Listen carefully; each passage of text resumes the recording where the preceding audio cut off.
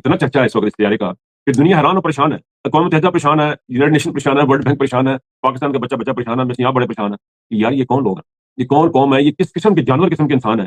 یہ ملک میں بھوک ننگ پڑی ہوئی ہے, اکانومی کا برا حال ہے, انویسٹر کو ملک میں آتا نہیں ہے, اور آپ نے یہ جہاز دے دیا. اس جہاز کی خصوصیات جو ہیں وہ آپ کو جو بتائی گئی ہیں, اس میں جو خصوصیات, اس میں بڑے سیگریٹر لگے ہوئے ہیں, اس میں جہاز بڑا سوفسٹیکیٹڈ ہے, اس میں آرام دہ سہولیات بڑی ہیں, لیکن اس کے علاوہ اس کی کچھ خصوصیات اور بھی ہیں.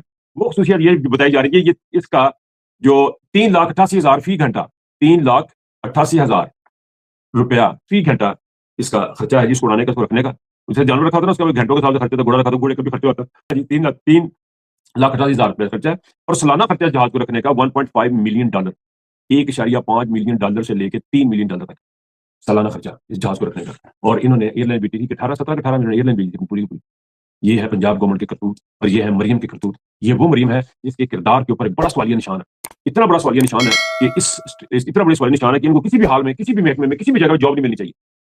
ان کو سیکورٹی کی جاب نہیں ملنی چاہیے. میکڈونلڈ میں ٹیلر کے اوپر بھی جگہ نہیں ملنی چاہیے. ٹیلر جو ہوتا ہے نا, جس میں رجسٹر کرتے ہیں, جہاں پہ لڑکے کھڑے ہو کے وہ کیش رجسٹر ہوتا ہے, وہاں بھی مریم صدر کو, مریم نواز شریف کو جاب نہیں ملنی چاہیے, کیونکہ ایک بہت کلاسک قسم کا جھوٹ بولا ہوا ہے, اور اتنا جھوٹا ان کے کردار کے اوپر نشان ہے کہ یعنی مکمل جھوٹ کا پرندہ خاتون ہے. اس کے لیے, اس کے عیش و آرام کے لیے یہ جہاز دیا, اور یہ تمام سہولیات فراہم کرنے والے آصم منیر صاحب ہیں. اس خاندان کو تمام سہولیات فراہم کرنے والے پاکستان کے فیلڈ مارشل آصم منیر ہیں, اور وہی عمران خان کی آنکھ کی خرابی کے ذمہ دار بھی ہیں.